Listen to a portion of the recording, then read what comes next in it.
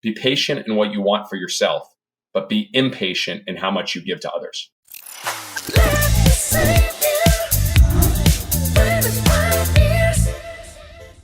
Welcome to the Let Me Save You 25 Years podcast. I'm your host, Shawn David Nelson, sometimes known as that love sack guy. Thank you. Thank you for being a listener. Thank you for bothering. Thank you for taking the time. I would love a review, a 5-star review. I'd love a comment. I'd love you to share it with a friend. You know, I do this podcast just to bring you the best people in the world, sharing their best advice on how to live better, build better, and do great things. And so, love you to share it. Love you to help me build the ethos. Today, we have a guest that is going to blow your mind. This is one of the coolest interviews I've done ever. Before I get to that, let me introduce the Shawnism for today. If I can afford it for myself, I can afford it for others. I'm going to share a personal story I've actually never shared ever with anyone, just because I don't know how else to illustrate this.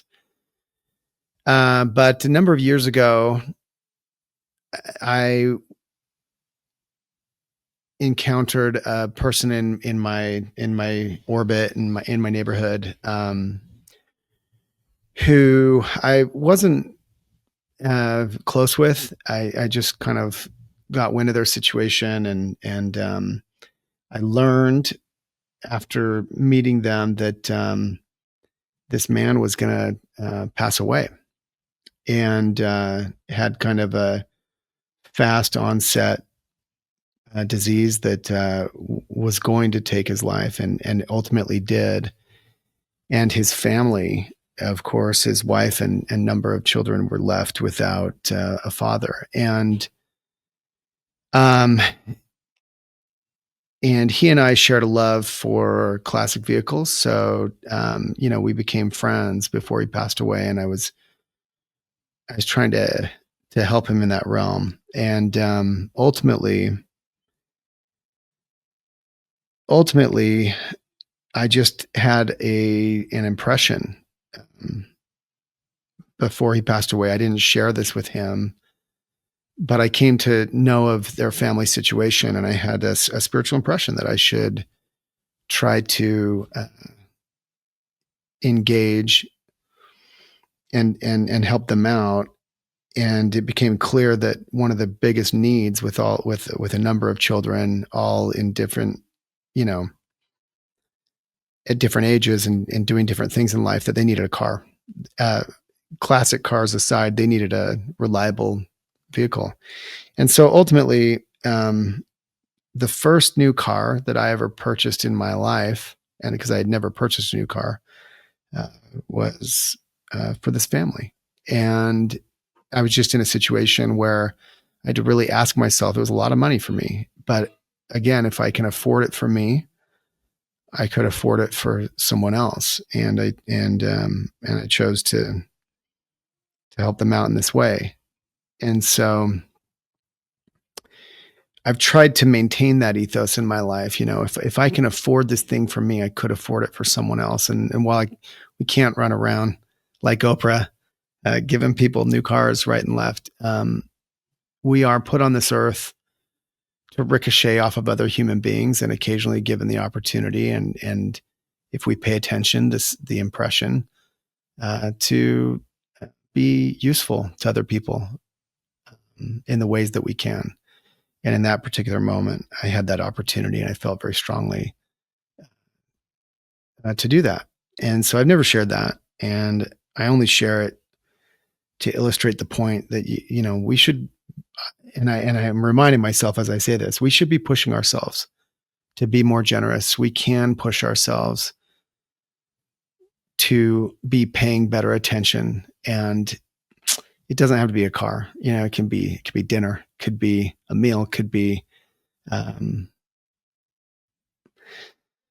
got to follow your instincts. You got to follow the spirit, but if you can afford it for yourself, you can afford it for others. So today, I'm going to break down this idea, this Shawnism, all around generosity broadly, with one of the, I think, most interesting movers and shakers of our time, building a movement unlike any other on earth at this moment.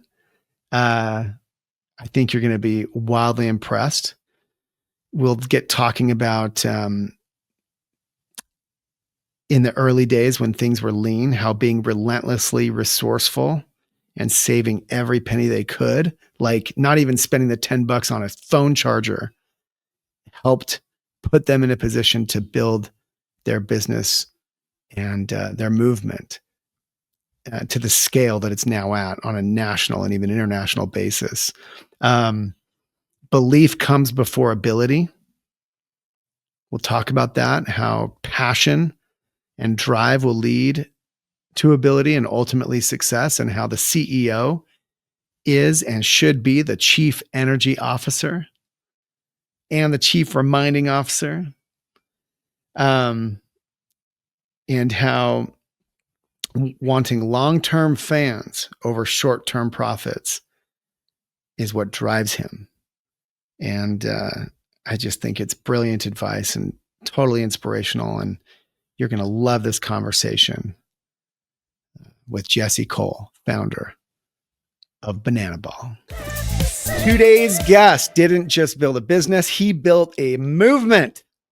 He is the founder of Fans First Entertainment, the ringmaster behind the world famous Savannah Bananas, and the guy who looked at a traditional sports model and said, like, what if we made this just ridiculously fun?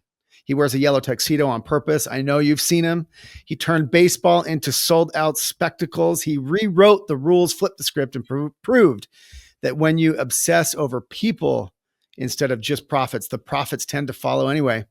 He's an author, a speaker, a showman, a living reminder that different isn't risky, it's magnetic. And whether you're building a brand, a team, or a life, he's here to show us that putting fans first can change everything. Please welcome the one and only Jesse Cole. Need to run through a brick wall. I'm ready. Let's do this. It's a good intro, my friend. Heck yeah, man. Well, you know, it's hard to upstage an upstager. So look, Jesse, without giving it much thought, when you heard our Shawnism for the week, if I can't afford it for me, I can afford it for others. What's the first thing that came to mind? Well, it's the mindset of kind of how we've built everything. We have, we started with nothing, and we started with very little in Savannah, and where it was on an airbed, and we realized that we wanted to create something out of nothing. And when I started building this with my wife and I, and building Banana Ball, we took that mindset. And it's interesting that actually I haven't shared probably with anyone for years. Whenever we would go out to a meal, we would always take care of someone else's meal. And so it's just been kind of that years. Literally, we've realized we were at a point where we had nothing. We were grocery shopping with just $30 for a week. That was 42 meals when we started in Savannah. And we only sold 2 tickets, and had to sell our house, and we're down to nothing. And we were able to get out of that after a year of challenges and adversity. And I think the next few years we were filled with so much gratitude that we were able to make ends meet back then, that we just, anytime we went out, we took care of someone else and didn't tell anybody. It was always anonymous. And, that mindset, I think gratitude and being generous, is everything for us. And when we try to build a show, we want to build something that we love, that we can give back even more so for everyone else. So I love that mindset. And, there's often a greed mindset when people, they want to sell businesses, they want to grow business, they want to drive revenue, they want to drive profits. I have no idea what's in our bank account. We give away way too much more than we ever, could have in our business. And that's just our mindset that we look at. That's beautiful. So I want to dig in on that just a bit. I want to understand that. So, once you had enough, to buy dinner, you started buying someone else's dinner. Does this mean like a table in the same restaurant kind of thing? Or like, what did that look like? So I often, when it started, I was at breakfast, and, I would look at a family, or there was a mom with 3 kids, or a dad with 3 kids, or grandparents with a couple kids. I look at usually the family, and we would strategically, I tell the waitress or waiter, hey, can you get that? Please make sure. Don't tell anyone. Wait till we're gone, and don't tell anyone who it was. And we just did it. And it was just it was a fun game, because I look for a family that, and also like if they were near them, how were they behaving? Were the kids good? How were the parents? How were they treating them? Were they on their phones, or were they not on their phones? If they're on their phones, that was never going to be the table. I wanted the table that was engaged. So just, a simple little thing we did for years. Wow, that's amazing. I love that. I'm going to steal that. Well, if you can afford it, if you can afford to go out, you can afford to almost take care of someone else. It's just, I believe that if you can afford to spend that, you can afford to take care of someone else. Yeah. Well, I mean, that's exactly what today's podcast is about. And I feel like, as I observe, so first of all, thank you for sharing that. Like, beyond all the platitudes and like all the motivational stuff we could possibly share with anyone, I think even giving people some tactical ideas on real ways that, to be generous and to be, I love that. I just to build on that, it's something that rang in my ears for years and continues to, this idea, I heard it from a friend, you'll never go broke buying dinner, and so, same thing as we go out with people or do things, in general, trying to just be a little more generous when we can be, when we're in a position to just be more generous on a day-to-day basis. It doesn't have to be big. It doesn't have to be grand or grandiose, but your example is perfect. Well, I think generous is a word you think about often. Oh, it's money, but generous is how you show up. Mm-hmm. So, it's not always just by what you give as far as financial or gifts or means. I think about every door that I come in and I walk in the room, what am I bringing to that room? And for me, it's energy. I want to bring energy. I want to bring fun. And because I think that's contagious. And I think the world needs more joy right now, and they need fun and they need energy. So, if you show up to every room that you're at and you have energy and you're fired up and you're excited and that's contagious and that spreads, I think that's a form of generosity. And, I pride myself with our teams that there's tough days. There's things that are challenging, but that person doesn't know what you're going through. How do you come through that door and you're with them and you give them your best, no matter what you're doing? And then that spreads. And it is extremely hard. We have 3 kids under 7. We are trying to figure this, traveling all over the world and the country. But it is something that I think about constantly. So generosity is a lot more than just what you can give monetarily. It is how you show up in the world. That is brilliant. I couldn't agree more. It's something that I've built into my own morning mantra, and I try to remind myself of it. And I struggle, it can be tough because sometimes we only have so much energy. Sometimes we're going through our own stressful periods. And I think the ability and the willingness to be conscious even of how you're showing up in the world, how you're affecting the people around you, that's tremendous advice. And of course, I mean, you're a poster child for it. Like I was even wondering today, like, is Jesse going to show up with his tux on? I mean, you got lots of different types. You got lots of different types of meetings. You could put it away, and Are you familiar with Hal Elrod and the Miracle Morning? No. So that was a book I read 10 years ago, and this was when we came into Savannah, and we only sold 2 tickets. We had to sell our house, so we were down and out. And I found his book, and the story is, he basically almost died in a car accident. Then he almost died later from depression and challenges. And he found what he called the lifesavers. And he acronym for silence, affirmation, visualization, exercise, reading, and scribing. And he had this morning ritual. Most people they start the morning on someone else's priorities. They go through their email, they're going through a social, they're looking at, and he realized like he was in such a bad spot. He's like, I'm going to start my morning on purpose. And in 2015, I started following that, and I developed my own. I read, I write, I have gratitude, I go for a run, and I've done that since 2015. And you win the morning, you win the day. And so often when we start our days in such a challenging spot, like we just go, or or the kids are going, you're doing this, you're not starting the day on purpose. You're starting the day with other people's priorities, and there's a huge difference there. And so that has helped me. I get grounded. I wake up early, 4:30, 5 o'clock at the latest. My kids get up at 6:37. I spend an hour and a half, 2 hours going for my run, reading, writing, and I get myself in a good spot. So then I can be the best for my kids, the best for my wife, and hopefully the best for everyone I touch and interact with. And so that was a game changer, a practical thing that I learned from Hal. And I still practice this, my own variation to this day, 10 plus years later. I love that. Man, brilliant. So, LL Rod, you said Hal Rod? Hal Elrod. HAL. The Miracle Morning. I got to add that. Man, that sounds amazing. All right. Thanks for sharing. Perfect. Awesome. All right. Well, look, you've been honest about the financially tough times when you first launched Banana Ball. Is probably, difficult to be as generous at different moments as you come up. And by the way, I think that's normal, and that's the way it should be. There are times where we have to be focused on ourselves, on gaining momentum, right? But the ability to switch back when the Bananas were losing money early on, what made you double down on giving more to fans instead of scrimping and saving your way to maybe profitability?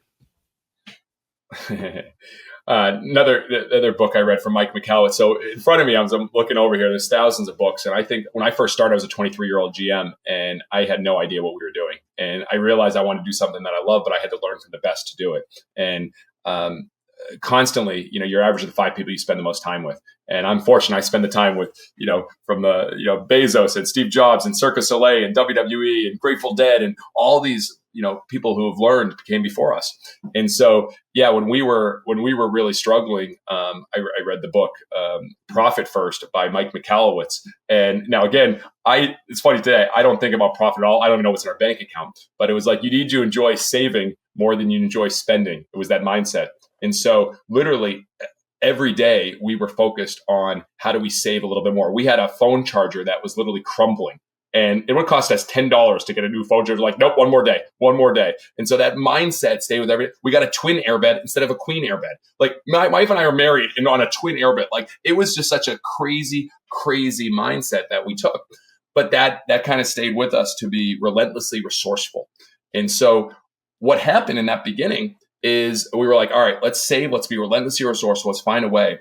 But when we showed up in Savannah, there was no reason for the fans to support us. We were all talk. They hadn't seen anything. They hadn't experienced anything. And so people are like, oh, you guys are pretty good marketers now. I'm like, marketing isn't what you say, it's what you do. And when we realized when we started in Savannah, we were just, hey, we're this new baseball team. We're going to make baseball fun. We're going to have dancing players. Every ticket's going to be all inclusive. We're going to do all this. They're like, we haven't seen anything from you guys. And so we had to prove it. And so that first year was just really tough. We were down to our last dollar, but we knew we just had to get to opening day. And I tell our team every day, like, get to your next at bat. Get to your next at bat. We do 10 to 15 things every single night that fail. Like a lot of them don't work out. But get to the next one. And so it was just get to that opening night and get in those green uniforms, which we were wearing because we weren't quite ripe as Bananas, which truthfully, we were wearing green uniforms and we played terrible.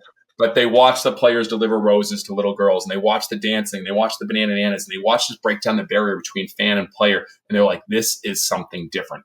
And that was kind of the eye-opening moment. So, for us, it was just keep going, just keep showing up. We believe in this. Belief comes before ability. We believed that we could do it. And because we believed so strong, we just had to then go out and do it. Tremendous. So I'm thinking for those who have, look, I think most humans at this point have at least caught a reel, if they're not following you already. Where is it at now? Like, so parachuting in on all the success you've had, building on all the at-bats you've had that have worked. You've honed it down. You've gotten you've got the best, features and tricks and acts and, games and all the things that you do.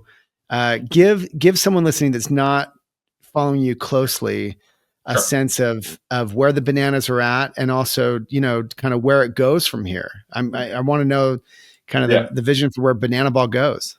Sure. So here's the Spark Notes version. So we started at one team, the Savannah Bananas, playing traditional baseball in the Coastal Plain League. This is college summer baseball. So like, it's not major league. It's not triple A. It's not double A. It's not professional independent ball. It is down here at low level college summer baseball. So we started playing traditional baseball, but we had dancing players. We brought in a banana band. We had the Banana Nanas. We had a breakdancing coach. We were starting to really go all in on entertainment. So we started selling out games, and we won the championship, and we were just doing our thing.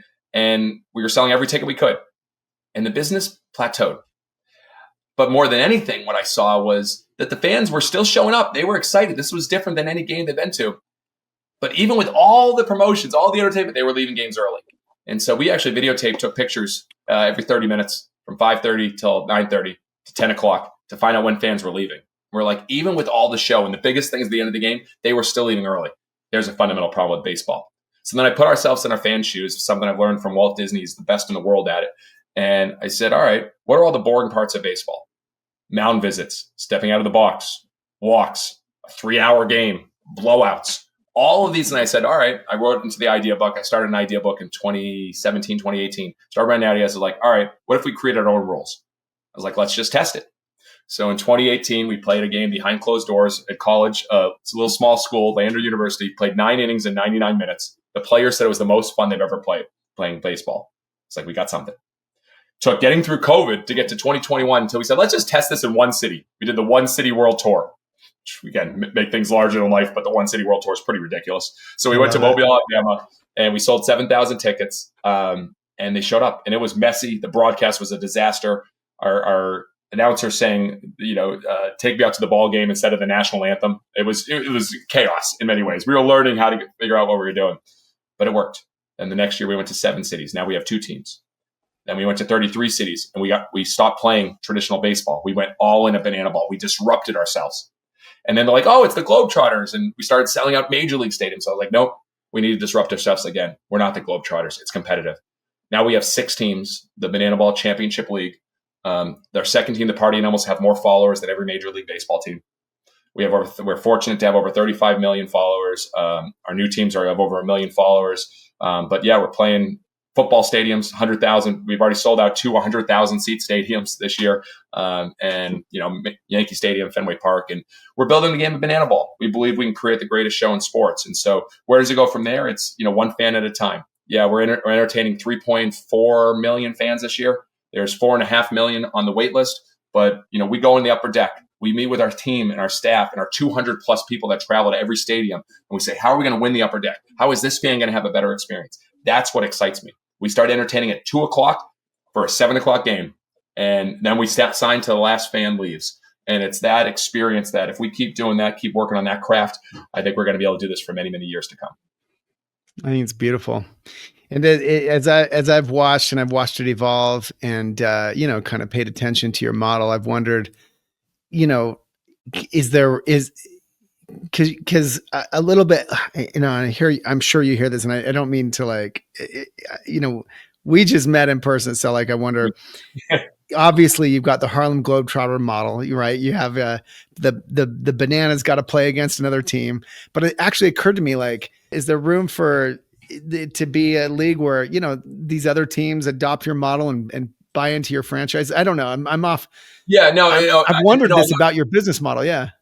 Yeah, we've turned down hundreds of investors now, shareholders. It's not something that's interesting to me. One of the biggest things I've learned from Walt Disney is the ability in WWE and UFC is control. You bring in other owners, other shareholders, they're going to want to try to maximize the dollars that they can get. And there's a reason why we have no ticket fees, no convenient fees, no service fees. We pay our fans taxes. There's a reason why we don't take tons of sponsors. There's a reason why we do our games non-exclusive and keep them on YouTube and on some broadcast partners, leaving millions of dollars on the table because it's best for fans. It can also be incongruent. An owner jumps in on another team franchise. Oh, I can make $1 billion doing this.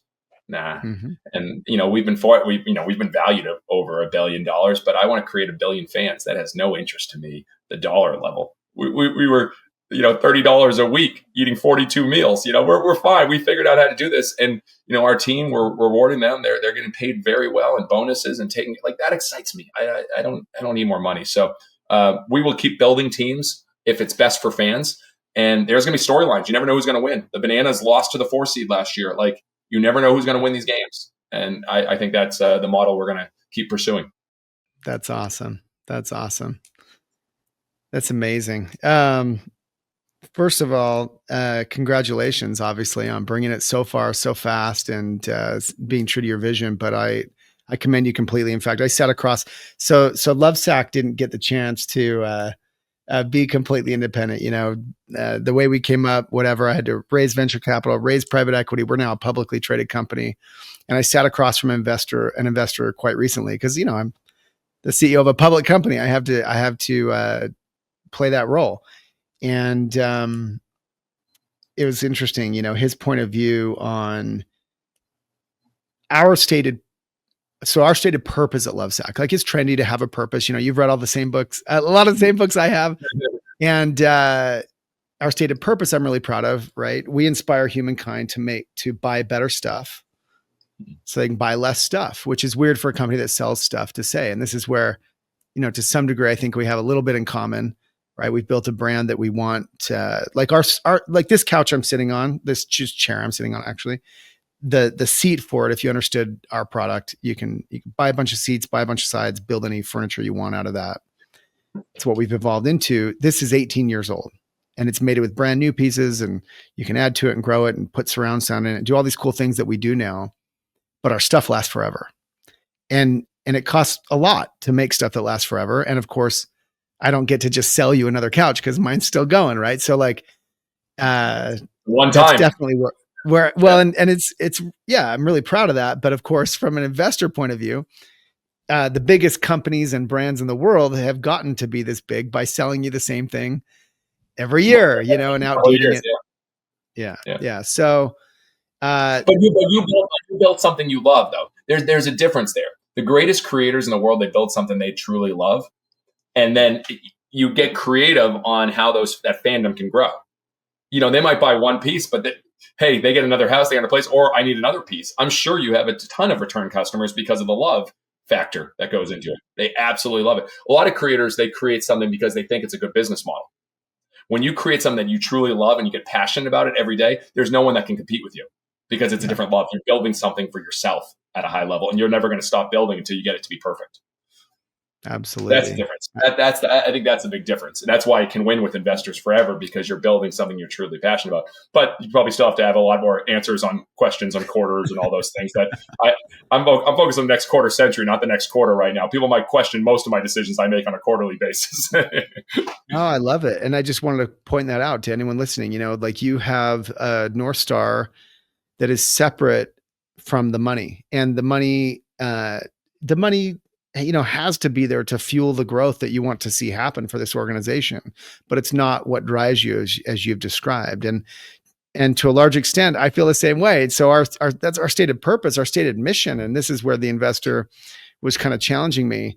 I separate these things in the way that I organize our strategy. Our stated mission is to build the most loved brand in America. And I hope that in the end, I'm competing with you on that, right? Versus like an Apple or a Nike or something like that, right? Honestly, I'm being totally serious. Like, our ticker on Wall Street, bro, is love, LOVE, for Lovesack.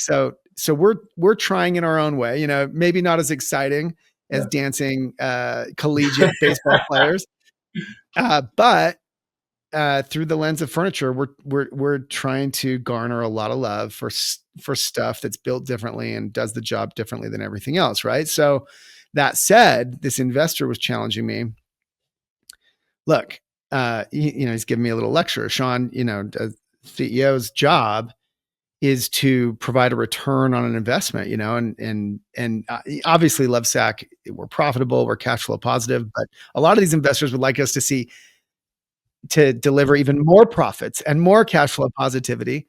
But we want to be investing back in the business a lot like you, right? And growing this brand and trying to make new stuff according to our ethos that lives up to all that, versus just returning more, which we could do if we change certain things, right? Yeah. And so I'm just illustrating for anyone listening that, first of all, congratulations. Like, to build something on your own steam where you can be in total control of it is rare and impossible to do, difficult to do, impossible to do. You're doing that. But also just the ability to hang on to metrics that you're driven by. Like I'm driven by this idea of building the most loved brand. To me, that's more interesting than just how much money we can make. You know what's interesting though? So many, and I don't know your world nearly with the investors and being the pressure of what you have to do on a daily basis, but so many people try to form competition. We're built by this competition, and they always try to say you're competing against this, you're competing against. They try to put us competing against MLB. I don't think about our quote unquote competition 1 second of the day. We are competing against ourselves to put on a better show than we did yesterday and a better fan experience than we did yesterday. That is what we obsess over daily. I mean, I write constantly the ideas, our team, how do we make our show better every single day? And I think you're the same product. Like it's very easy to compete against similar products, but I don't want to be like MLB. I don't want to be like another product. I want to be us. And I think I'm fortunate that, I get asked those questions a lot with the Wall Street Journal. They ask like, what do you think about your MLB, your competition? I'm like, I don't think about it at all. Like we're playing a different game and they're going to be very successful. I'm grateful for that. I love what they're doing and there's similarities, but I think that's so many founders and other people, they want to form competition because they understand this versus this, who's at this level, who's at this level. Who cares? Just be better for your people you're serving and better for yourself. And things usually take care of themselves. Brilliant advice. So was there a specific moment when you realized that it was generosity? Generosity could actually be a business strategy and not just baseball, Well, it's interesting. I guess generosity is a big part of what we do. It's not one of our core values, but it is built into our ethos on our first Fans First playbook. So the name of our company is Fans First Entertainment. Like literally fans first drives everything. Is it fans first? Thinking about one fan at a time. Fans, the fandom is everything. And on our first Fans First playbook that we share with our team on the back, I wrote, be patient in what you want for yourself, but be impatient in how much you give to others. And when you look at the greatest creators, greatest producers, they give so much more than what people expect. Obviously Taylor Swift created a lot of buzz over the last 3, 4, 5 years and her whole career for that matter. But when you look, she's like, I used to do 2-hour shows. I'm going to do a 3.5-hour show. I'm going to give everything into it. I'm giving more than they've ever expected. You think about, yes, you'd be showing the iPhone. It was so much further above on all the tools put together in one than anyone's. That's a form of generosity. I'm going to keep giving and giving and giving so much more than what is expected. I never liked the idea of exceeding expectations because people have the mindset you need to exceed their expectations. It's just keep giving to what you feel is the maximum you can give at that point, and then can you give a little bit more? And it's, again, the expectations, I don't value whatever other people are thinking. I'm just trying to think of how do we give more that when we walk at the end of the day, we say we gave everything we had to our fans. And, this is a really, I've started this for the last few years. Our show starts at 2:00 at a major league stadium. When you first walk in the gates of the rope drop, the first thing you'll see is our players. Like our players are there greeting the fans to sign autographs for an hour. Then we do a show from 3 to 4:30. Then we do a big march. We do a huge parade. We come in. We open the gates. People get food for an hour. Then the show starts again on the field at 5:30. That goes till 7. There's 72 things that happen in the pregame show. From the home run hitter to the first peel to the throwing of the banana. Banana in the pants. There's nonstop things that we have go. And then at 7:00, we obsess over the show. We're doing 10 to 15 things we've never done in front of a live crowd, plus every second, no dead air. Then the show ends at 9. And then we have our post-game plaza party. That goes for an hour. And then after that, myself and the cast, we stay till the last fan signing autographs till the last fan leaves. That's at 11:30. I'm not saying this to say, oh, look at us. I'm saying I think if you've earned these fans showing up, and they're coming and many of them sitting on a wait list for 2 years, and they call this a bucket list trip. That's the least we can do is be there right when fans show up and be there the last one to leave. And that's just the mindset that I love to share with our team because, this is fleeting in many ways. We get compared as the and ones or the Globetrotter, all these things that you never know where their populator is going to be. We have to do this. This is a responsibility. And I think that's how the generosity fits into what we do. It's just always continue to give more and put yourself in the fan's shoes and say, if I'm a kid coming to my first game, what can you do to make that kid never forget this experience? That's the mindset we look at it. I love it. So inspiring to anyone listening, I think, in so many realms. I'm curious, I I got an email today from I mean, we sell millions and millions of products, right? I got an email today from a customer who was upset with their delivery and kind of how it went down. And I'm thinking to myself, with your mindset and the way that you think about obviously putting fans first, there's got to be situations that you can't necessarily, it's one thing if you can fix it in the moment. You're like, oh, like free drinks all around. I don't know, whatever. But like when you hear about things that are less than ideal from a fan, however that makes it to you, Yeah.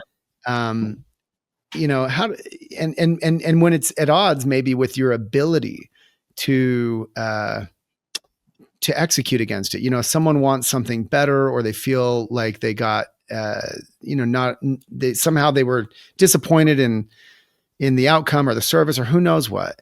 Like how do you deal with that? You're dealing with thousands and thousands of people. Right. Like Similar to you. Yeah. Anything come to mind, or like experiences? Well, first, it still hurts. And the day that it stops hurting is the day that you don't care about your business the way you should. And so, and it hurts. I get these emails and it's like, whew, it's a dagger to the heart, because the name of our company is Fans First Entertainment. And if we don't deliver that to the fans, we messed up.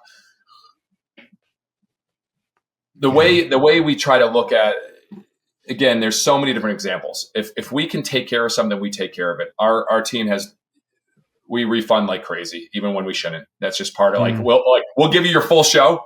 You stay till the last pitch, you do everything, and then we'll still refund you. But I guess I give you one tangible example. The hardest one we had was last year. Our ticket team, by accident, we had 8,000 tickets available for Savannah games, and it was supposed to just go out to about 4,000 people for a chance just to get those final 8,000 tickets. They sent it to 44,000 people. With time slots on when to potentially get these tickets. I'm flying, and all of a sudden I land. Twitter, Facebook, everyone's blowing up. You said we had a chance at 9 a.m. and you sold out. How dare you? President and I immediately go into fix mode. Call him. He's like, what happened? We found out what happened. We said, okay. Apology first, immediately. I was like, I'll do it. He's like, no, I'll do it. I'm like, I'll do it. He's like, no, I'll do it. I'm like, all right, Jared, if you really want it. So he writes this amazing apology, which is one step. I was like, we got to go more. So then we said, all right, even though these people hadn't bought, they were just hoping to buy, we're going to take care of their tickets for anywhere in the country on us 100%. That cost over $6 million. To put that in perspective, that was more than our company made the first 3, 4, 5 years. This was a $6 million loss. And then so they chose all these different places. And this is where it got really interesting. Our redemption on tickets are like 95%. It's the highest in the industry. People show up because it's a special trip. Well, we realized our first few games that they chose some smaller cities. We were at like 70%. We're like, no, now less fans are actually getting to go to the game because they got these free tickets or whatever that they're not coming. So then we offered to buy back these tickets that they didn't even buy. So we're like, here's $250 so we can actually sell these tickets to people that will actually come. So if you're not going to come to this, hey, we made a mistake. We will actually take care of you to not come so we can make sure people that actually come. And we shared this with our whole team, and we got it. I heard so many messages from fans, people coming to our first ever show. Thank you. This means more, and we built it. It was a $6 million hit, which was significant for us. But in the end, we created more long-term fans, and we will always choose long-term fans over short-term profits. So that was the message to our team. We made a mistake. They happen. Don't just do the apology. Go the next step. Oh, yeah, that's not working. Go to the next step. What are we going to continue to do to show these fans that we matter and do what's best for our overall fan experience? We will always choose long-term fans over short-term profits. Brilliant advice. So how do you protect generosity from becoming entitlement, right? Inside your team with like your own organization or with customers. Any thoughts on that? Well, what do you mean? Well, you like you said, you're constantly refunding and obviously it's a two-way street, right? You're building not constantly. Most fans are very happy. Just let me. Most fans are. All right. It happens, but yes, but it happens, right? It's fair. But is there any? Do you ever worry about being taken advantage of? Fans taking advantage of your generosity or your anything like that? Or 100%. Create a product or experience where your fans feel like they are taking advantage of you. So reverse engineer that. So when we started in Savannah, we said, we're going to create a show that people have never seen before. Plus, every single ticket is going to include all your burgers, hot dogs, chicken sandwiches, soda, water, popcorn, dessert. No ticket fees, no convenience fees, everything all inclusive all night long for $15 total.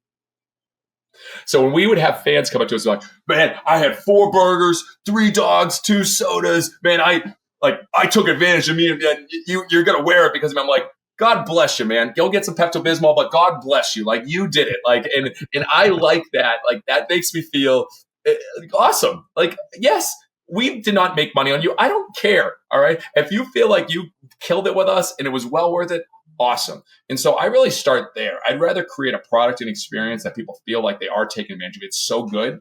And then from our team, it's like, yeah, we're going to go above and beyond in certain things. We do, we talk about do for one what you wish you could do for many.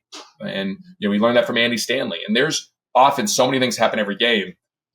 Special deliveries, things they don't know from a player that's happening in the dugout, up in the upper deck all night, that, again, it's that same type of mindset. And so can't do it for everyone. But, I think what you've done, obviously, with Lovesac is you created something that is so far above and beyond what other people are getting in the industry that you're already doing that. And so when you've built that into the core belief of who you are, that's what we are. So now our people know if they go do something so crazy that's like wild and they spend $500 on it, but it was an unbelievable experience for someone. And it also created a story within our organization of what to do to really go the extra mile for a fan. 1,000 times, do it every time.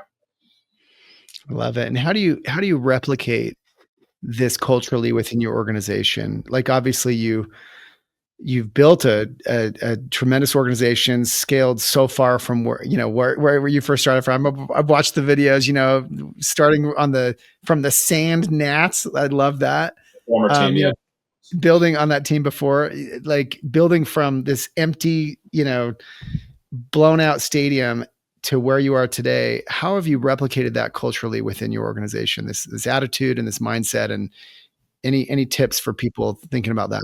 Well, as you've grown, this goes back to you. How often are you able to speak to your team? I'm sure the leadership team, obviously more often, but like, how often do all the leaders get to hear from you?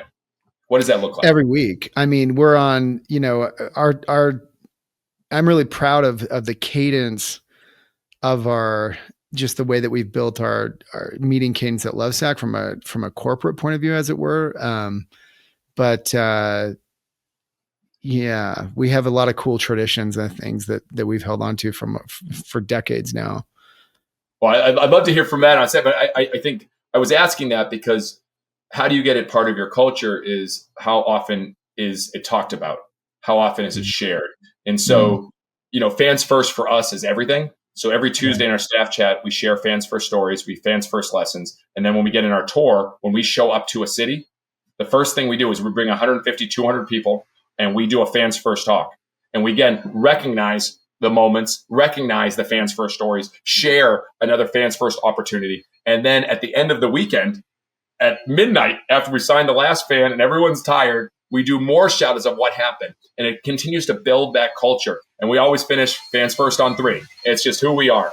And that's it. And so it's just part of our ethos. And I think great leaders, if they really want to build some part of the culture, they talk about it over and over and over again. Bob Iger, I was very fortunate to have a conversation with him, and I read in his book, he leads by press release. Back in the day, it's like, we're such a big company, so I'm going to share, this is where we're going, this is what we're doing. And so I'm very vocal out there. I'm talking about who we are, what we stand for, the stories that make us, proud to be a part of Fans First. And I think that's really important as leaders, is to talk about one thing. Great leaders are repeaters. Share it over and over and over again. And so people know what truly matters to your organization. I love that. Great leaders are repeaters. One of my favorite, books. You and I share this in common. We read all these leadership books. We read all these business books. And I found that to be tremendously useful. And it reminds me, the CEO is the chief reminding officer. And it's something that I try and remind myself all the time. So said a different way, I couldn't agree more. And I also like the chief energy officer CEO, because again, I think energy is contagious. And if you show up to meetings or you show up to your people and you don't have energy, how are they supposed to have energy in what they do? And so energy is a huge, big thing. And I make sure I'm doing things that give me energy to do that as well. I love that. Well, this is nothing but gold nugget after gold nugget of sound advice for anyone that has a customer. Forget whether you're in the baseball business or the furniture business. Look, if you had to boil it down to one lesson, why is it that helping others almost always comes back multiplied? You've built a business this way. Why is that, do you think? Like, you've studied this, you've read about it, you built a business on the back of what I would call generosity. Of course, there's lots of different ways to look at it. What is it about? Is there some way to answer that question, in the cosmic universe of why it comes back this way? I always just go to stories. When we think about our lives, I'm very fortunate that my wife, who's the heart of our company, and we do this together, it's always the moments. It's the special moments with people that we remember. And it's the moments where you surprise people and you make them feel like they truly matter. And I'm not chasing $1 billion. I'm chasing those moments that we feel alive. And it's never alone. It's always with someone else. And you can look at someone, you can feel someone, and those things. So again, I have numerous stories, little things. I have a daughter, we're foster parents, and we have a nonprofit we started called Bananas Foster, which fits perfectly. But our 2 daughters that we adopted, and I watched my 2.5-year-old daughter when she joined us and was shy and only had a few words she was saying and had a lot of challenges and adversity, and she overcame that, and she became a big fan of what we're doing and loving it, loves to dance. And I watched her on her 7th birthday when we were at Coors Field with 50,000 fans, and she's always asked to do the fan warm up where the girl comes out and gets the whole crowd going. My wife and I have always said no because it's for other fans, and she just mentioned it like before her birthday. I was like, "No, Ken, I'm sorry, we can't do it." And right before it was about to start, they were down the dugout, we were doing a picture. I said, "Kenna, how would you like to lead the fan warm up tonight on your birthday?" And I watched her face. She jumped up and down, got so excited, and she ran out there and did the most confident I've ever seen her, just jumping up and down, going crazy, ran out the field and gave me the biggest hug and didn't let go. And I think about those moments. Now I get to have that with a family and with what I do for my life and my work. That's that what you give and what you put out in the world and how you create moments for other people, it comes back so much more to you than you'll ever know. And Kenna may think that was one of the best moments in her life. That was one of the greatest moments to see how far she's come and what it means to her. So that's why I love to try to give more every single day. Well, there you go. Listen, you can follow Jesse on Instagram as I do at Yellow Tux Jesse, Jesse.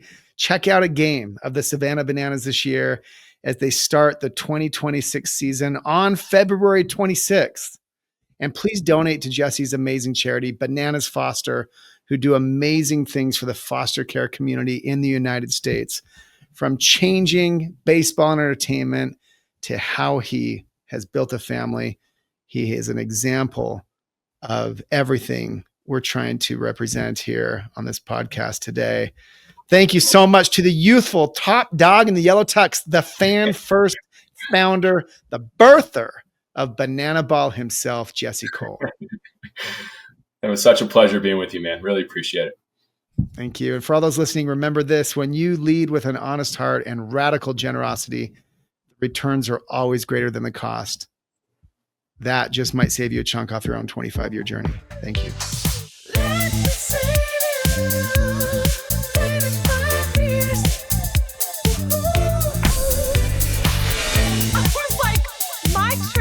Once a year to take my friends away should not be the budget for your bike across America.